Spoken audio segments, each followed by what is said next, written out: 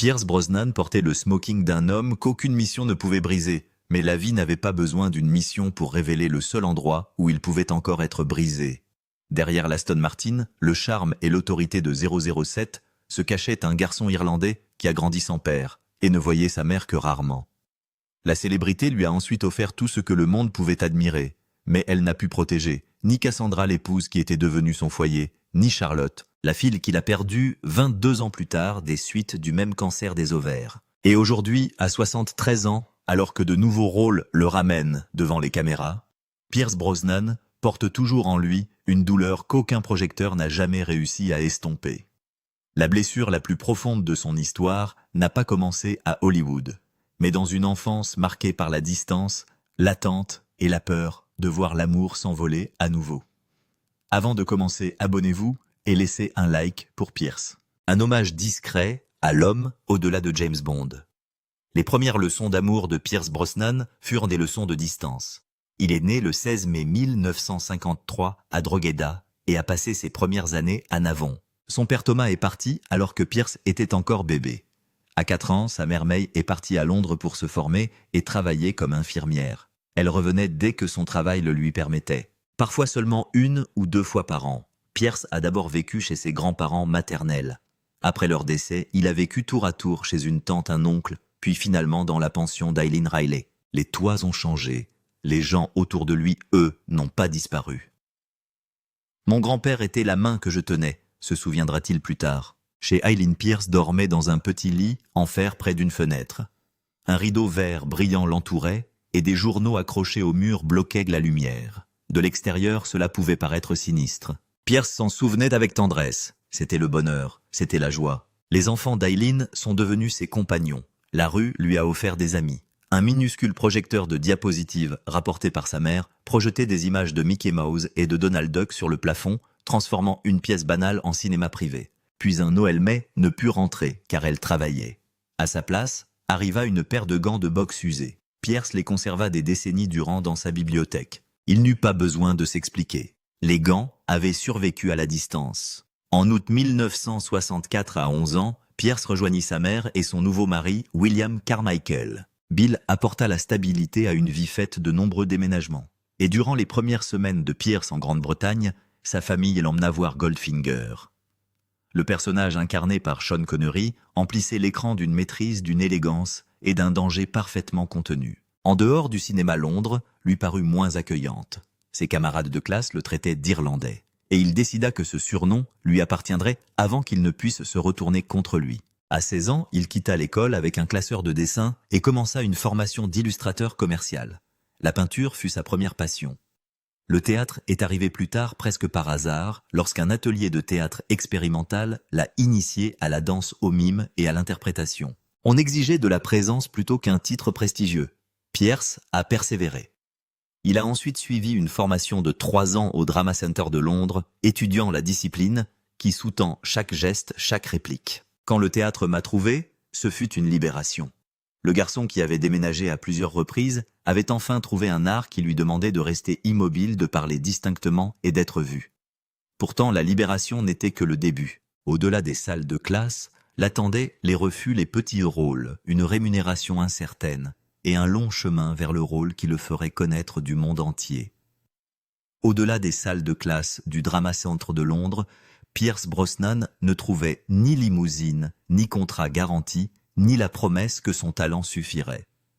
Après avoir terminé sa formation en 1975, il a rejoint le Théâtre Royal de York et a joué dans Wait Until Dark. Les rôles étaient modestes, mais le travail exigeait de la discipline. Arriver préparé, captiver le public et mériter une autre représentation. Quelques mois plus tard, Tennessee Williams le choisit pour interpréter McCabe dans la production britannique de 1977 de The Red Devil Battery Sign. Après avoir vu Brosnan jouer, Williams lui envoya un télégramme contenant seulement quelques mots. « Dieu merci pour toi, mon cher garçon. » Ce message apporta du réconfort, mais pas une gloire instantanée. La production lui permit de se faire connaître des critiques londoniens et de passer des théâtres régionaux aux grandes scènes et aux auditions pour le cinéma. Au début, le cinéma ne lui ouvrit que des portes limitées.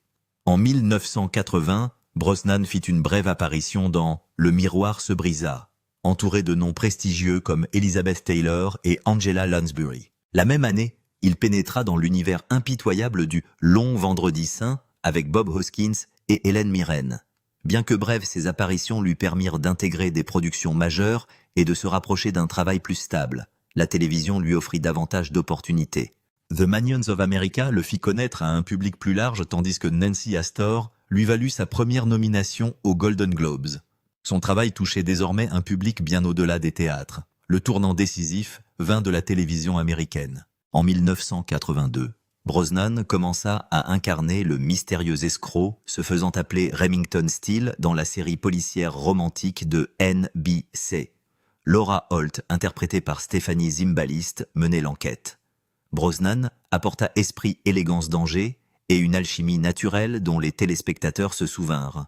La série Remington Steele a été lancée le 1er octobre 1982 et ses 5 saisons lui ont offert une visibilité durable, contrairement à ses nombreuses apparitions brèves. Elle a également créé une association dont il ne pouvait se défaire. Les costumes sur mesure, le sourcil levé et le charme maîtrisé le rendaient étrangement semblable à James Bond. Le public a commencé à l'imaginer en 007 avant même qu'il n'obtienne le rôle. Cette possibilité est devenue réalité en 1986. Remington Steele a été annulé et Brosnan s'est vu offrir la possibilité de succéder à Roger Moore dans le rôle de Bond. Pendant 60 jours, NBC a toutefois conservé le droit de relancer la série. On lui avait assuré que tout se passerait bien. Le dernier jour de cette période contractuelle, il se dirigeait vers la plage avec du champagne pour Cassandra lorsque le téléphone a sonné. Son agent lui a annoncé que la corde était tombée à l'eau. NBC voulait plus d'épisodes. Le producteur de Bond, Albert Cubby Broccoli, refusait de partager son nouveau 007 avec la série télévisée. C'est finalement Timothy Dalton qui a obtenu le rôle. Brosnan a décrit plus tard ce moment simplement « ce fut un coup dur ». Puis il est retourné au travail. Les années suivantes ont enrichi sa filmographie de rôles, exigeant bien plus qu'un charme irrésistible. Dans le 4e protocole sorti en 1987, il a donné la réplique à Michael Caine dans un registre plus froid et plus menaçant. En 1993, Madame Doubtfire l'a propulsé au cœur de l'une des comédies familiales les plus appréciées d'Amérique, aux côtés de Robin Williams et Sally Field. Ces projets ont révélé l'étendue de son talent plutôt que de simples promesses. Il pouvait incarner la menace, la romance, l'humour et la retenue. Bond restait présent dans l'imaginaire collectif, mais sa carrière a continué sans lui.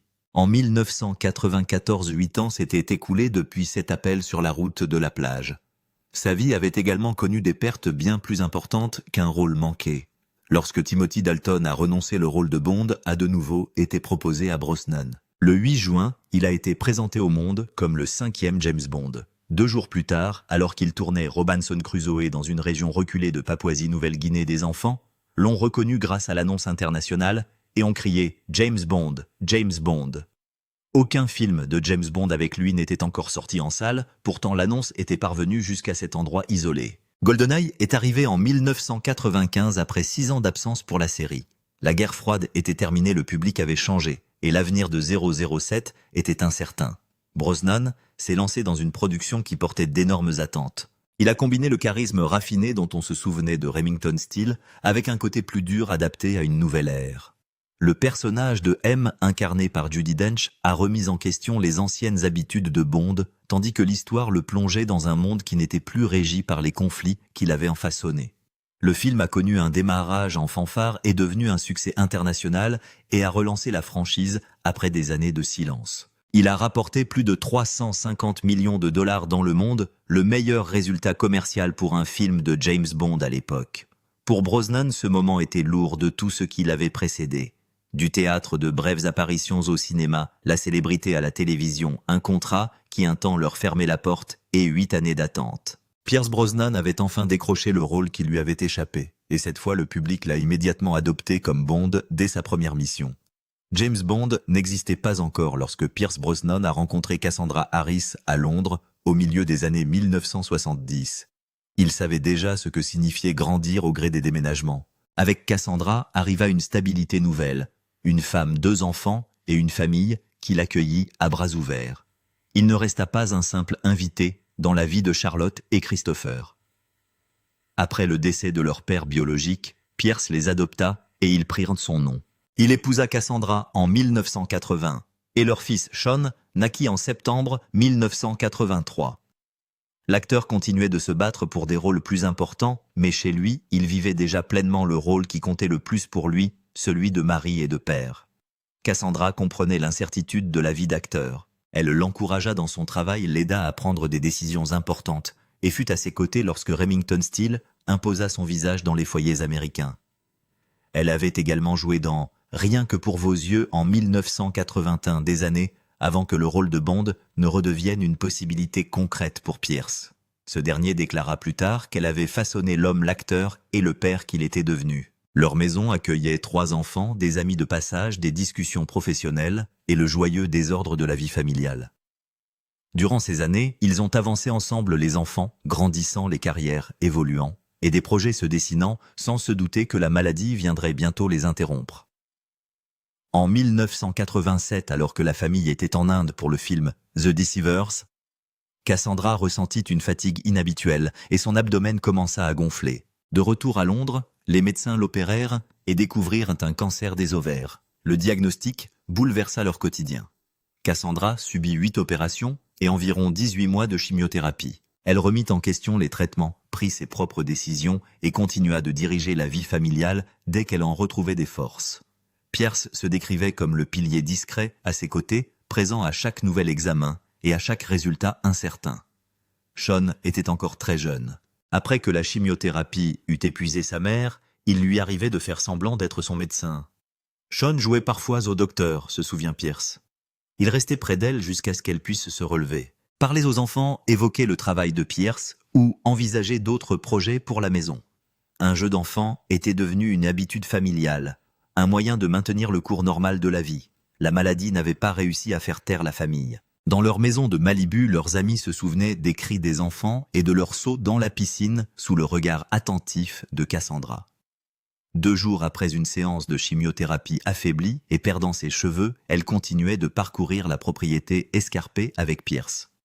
Plus tard, Pierce admit qu'il ne lui avait jamais demandé si elle avait peur. Un silence qu'il regretta amèrement car sa détermination lui avait paru si forte. Environ 1 semaine avant son dernier séjour à l'hôpital, elle ne put quitter l'établissement. Elle le réconforta tandis qu'il luttait contre la confusion et la colère. À ce moment-là, leurs options s'étaient réduites à néant. À l'hôpital, ils se tenaient de la main et priaient. Un prêtre avait laissé des textes religieux et Pierce essaya d'en lire à voix haute au pied de son lit. L'acteur, qui avait passé des années à apprendre ces textes, n'arrivait pas à trouver ces mots. Il s'excusa de les avoir mal prononcés. N'entendant pas sa réponse, il se pencha vers ses lèvres. Cassandra répéta « Toujours un acteur ». Ce furent les dernières paroles qu'il put clairement comprendre d'elle. Le matin du 28 décembre 1991, Charlotte appela de Londres. Pierce serra Cassandra dans ses bras tout en gardant Charlotte au téléphone. Christopher arriva quelques instants plus tard. Cassandra mourut à 43 ans le lendemain de leur 11e anniversaire de mariage. Cet après-midi, Pierce rentra chez lui et prit Sean sur ses genoux. Il lui annonça la mort de sa mère. Les larmes montèrent aux yeux du garçon sans couler. Sean répondit qu'elle ne souffrait plus. Pierce entreprit une thérapie pour lui et Sean. Il laissa les enfants voir ses larmes et s'efforça de trouver un travail qui lui permette de partir le matin et de rentrer le soir. Il resta en contact quotidien avec Charlotte et organisa la vie de la maison autour de Christopher et Sean. 4 mois après la mort de Cassandra, il confia qu'elle était toujours présente dans tout ce qu'il était devenu. Elle n'avait jamais vu le monde l'acclamer comme James Bond, mais la stabilité que le public admirait tant avait déjà été mise à l'épreuve à ses côtés. Dans les chambres familiales remplies d'enfants dans les couloirs d'hôpital et dans le souvenir d'une main dans l'autre, Charlotte Brosnan était bien plus que la fille que Pierce aimait. Elle était l'une des voix les plus chaleureuses de sa famille. Il était entré dans sa vie alors qu'elle était encore jeune et l'avait adoptée après le décès de son père biologique, Dermot Harris. Des années plus tard, Pierce confiait que son souvenir le plus marquant était simple, il savait toujours la faire rire. Charlotte avait construit sa vie avec son compagnon de longue date Alex Smith et leurs enfants Isabella et Lucas. À la maison, elle était la mère au cœur du quotidien, la voix familière, la blague partagée, la personne que ses enfants s'attendaient à trouver. Puis le cancer des ovaires a frappé la famille une seconde fois. Charlotte avait vu la maladie emporter sa mère Cassandra en 1991. Près de 20 ans plus tard, elle recevait le même diagnostic. Elle a suivi un traitement pendant 3 ans tout en continuant à vivre pleinement sa vie de compagne, de mère, de fille et de sœur. Plus tard, Pierce a décrit la grâce, l'humanité, le courage et la dignité avec lesquelles elle avait affronté ces années. Ce sont ces qualités qu'il a choisi de mettre en avant lorsque la famille a annoncé son décès. En juin 2013, le temps lui était cruellement compté. Quelques semaines seulement avant sa mort, Charlotte avait épousé Alex, l'homme avec qui elle avait élevé Isabella et Lucas. Ce jour-là, la famille était réunie autour d'elle et le mariage était placé sous le signe des enfants. Pendant quelques précieuses heures, les horaires et les traitements à l'hôpital n'avaient plus d'importance. Charlotte se tenait aux côtés de l'homme qui avait partagé sa vie, tandis que leurs proches étaient témoins de leur union. Le 28 juin 2013, Charlotte s'est éteinte à Londres à l'âge de 41 ans. Alex était à ses côtés. Isabella, 14 ans, et Lucas, 8 ans, étaient présents ainsi que ses frères Christopher et Sean. La déclaration publique de Pierce fut brève. Il l'a qualifiée de sa fille chérie et a demandé à tous de prier pour ses enfants. Il a également prié pour qu'un remède soit trouvé rapidement, transformant la douleur de la famille en une force face à la maladie qui avait emporté mère et fille. Après 3 ans de rendez-vous médicaux, de traitements et d'espoir fragile, 2 jeunes vies devaient désormais continuer sans leur mère. Le poids de cette perte se fit pleinement sentir l'année suivante. Lors de l'émission Stand Up to Cancer de 2014, Pierce évoqua les 2 femmes emportées par le cancer des ovaires. Il se souvint d'avoir tenu la main de Cassandra des années auparavant. Puis il parla de sa fille Charlotte, drôle et merveilleuse, qu'il avait tenue avant son décès. Ce même père était désormais confronté à la même maladie touchant 2 générations de sa famille. Il marqua une pause. L'image se suffisait à elle-même. La mort de Charlotte affecta chaque membre de la famille. Alex perdit sa femme.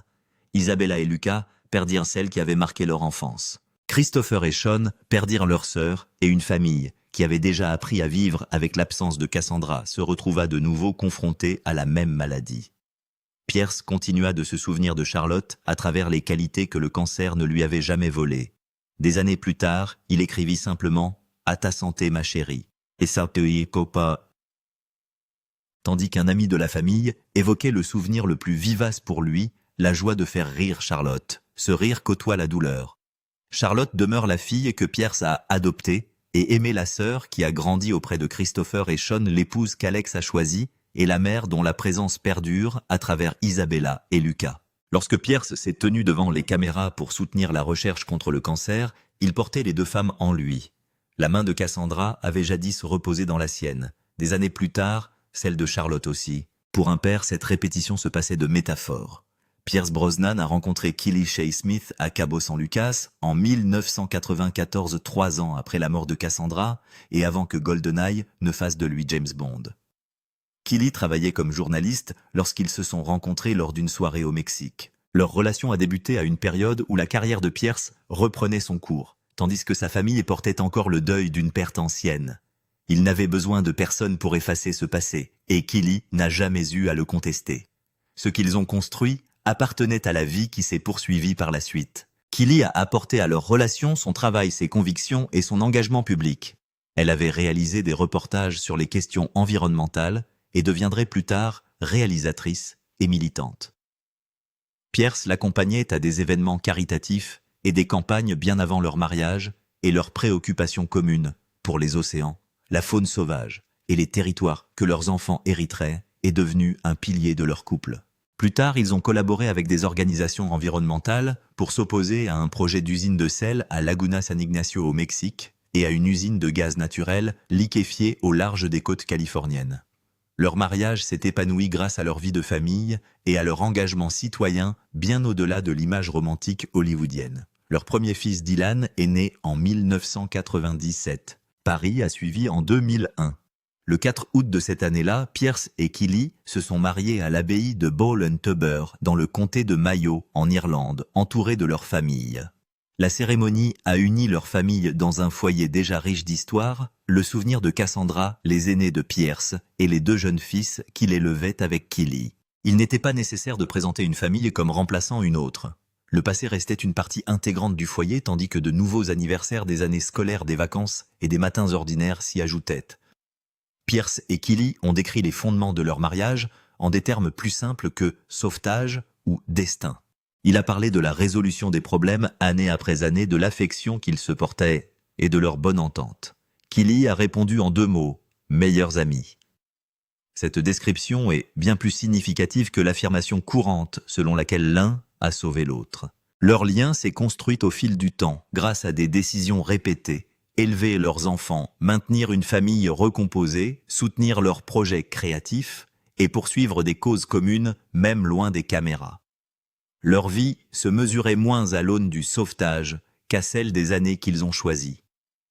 Lorsque Charlotte est décédée en 2013, la famille est entrée dans une nouvelle période de deuil. Killy n'a pas remplacé la mère que Pierce avait perdue ni la fille qu'il pleurait.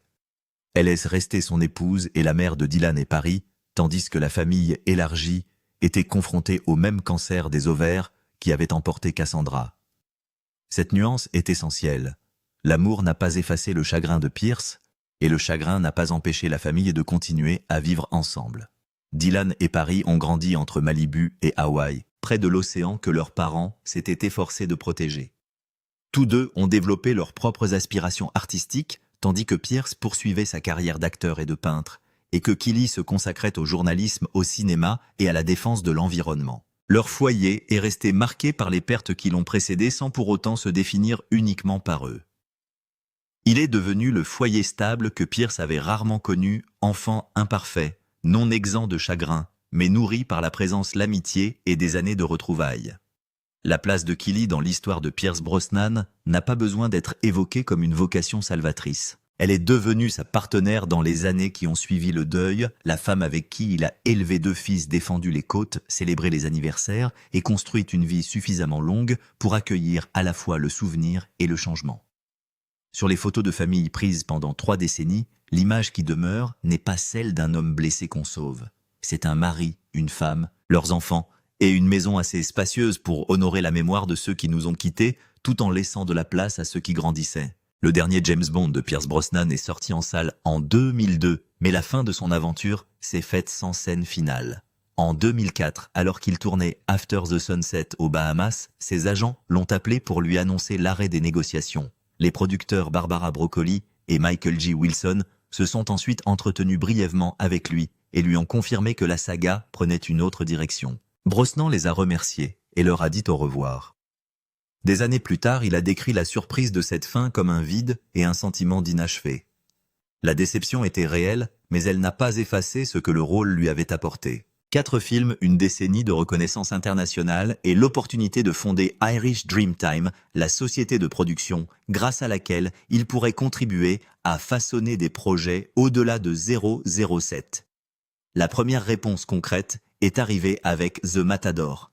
Au lieu d'incarner un autre héros irréprochable, Brosnan interpréta Julian Noble, un tueur à gages désabusé et instable, dont la solitude, la vanité et l'humour noir tranchaient avec le contrôle impeccable associé à Bond. Il fut également producteur. Cette performance lui valut une nomination aux Golden Globes en 2006, prouvant que le public et la critique pouvaient l'accepter dans un rôle marqué par la souffrance plutôt que par l'élégance. D'autres choix continuèrent à creuser cet écart. Mamma Mia l'a placé aux côtés de Meryl Streep dans une comédie musicale lumineuse, drôle et empreinte de nostalgie familiale. Plus tard, The November Man lui a permis de renouer avec l'espionnage mais sous un jour nouveau. Brosnan a déclaré que le film était né de l'histoire inachevée de Bond, lui offrant la possibilité de créer un personnage d'action sans se répéter. Il ne s'agissait pas des choix d'un acteur dont les opportunités s'étaient évanouies, mais de ceux d'un artiste apprenant à utiliser une image emblématique sans y rester prisonnier. Bond continuait de le suivre dans les interviews, les avant-premières et les attentes liées à chaque costume sur mesure. Brosnan n'a jamais prétendu que la séparation avait été facile et n'a jamais ressenti le besoin de dénigrer Daniel Craig pour exprimer sa propre déception. Avec le temps, ce rôle est devenu un chapitre parmi d'autres au sein d'une œuvre plus vaste, comprenant la comédie, le drame, le cinéma indépendant, la production, la peinture et plus tard des rôles de composition bien éloignés de l'espion qui l'avait défini. Cet appel téléphonique soudain l'a privé des adieux solennels auxquels reçoivent de nombreux acteurs. Sa carrière lui a réservé une autre fin. Il continua à travailler, prit des risques que Bond n'aurait jamais autorisés, et prouva que perdre le smoking n'avait pas altéré l'artiste qui le portait. Christopher Brosnan entra dans la vie de Pierce dès son enfance, bien avant que la distance ne vienne s'installer entre eux. Né en 1972 de Cassandra Harris et Dermot Harris, Il fut ensuite adopté par Pierce avec sa sœur Charlotte. Il prit le nom de Brosnan et grandit au contact du cinéma. Jeune homme, Christopher étudia l'écriture de scénarios à l'UCLA et la réalisation à la New York Film Academy. Il travailla également derrière la caméra sur plusieurs productions de Pierce, notamment Demain ne meurt jamais, Le monde ne suffit pas et L'affaire Thomas Crown. Leur lien ne se limitait pas aux photos de famille. Pendant un temps, père et fils partagèrent les plateaux de tournage et les tâches pratiques liées à la réalisation des films. Christopher avait 19 ans lorsque Cassandra décéda en 1991. Pierce confia plus tard qu'il pouvait lire la douleur dans les yeux de son fils et ressentir le vide laissé par sa mère dans son cœur. Dans les années qui suivirent, Christopher dut faire face à des problèmes de toxicomanie et à des rechutes. Pierce et sa famille tentèrent de le soutenir, mais l'aide était impossible sans sa participation. En 2005, Pierce estima que la famille avait atteint une limite nécessaire. Il décrivit Christopher comme profondément perdu et confia qu'il ne pouvait que garder espoir en sa guérison. Prendre ses distances n'était pas synonyme de fin de l'amour. Cela reconnaissait qu'un parent peut offrir son soutien et une autre chance sans pour autant pouvoir forcer un adulte à se soigner. Ces années de séparation furent bien réelles, mais Christopher resta toujours présent dans le discours familial de Pierce. Dans un message pour la fête des pères, en 2022, Pierce le mentionna aux côtés de Paris Dylan et Sean, écrivant « Mon amour éternel pour vous, mes chers fils ». Christopher continua de vivre discrètement. Puis, en novembre 2025, Pierce, Christopher et Dylan furent photographiés, quittant un dîner de famille à Notting Hill. Une seule soirée ne saurait confirmer la guérison de toutes les blessures entre eux, et aucun des deux n'a publiquement décrit l'état de leur relation. Pourtant, l'image comptait. On voyait le père et le fils partager le même espace familial. L'histoire de Christopher ne saurait se réduire à la dépendance ou à l'éloignement.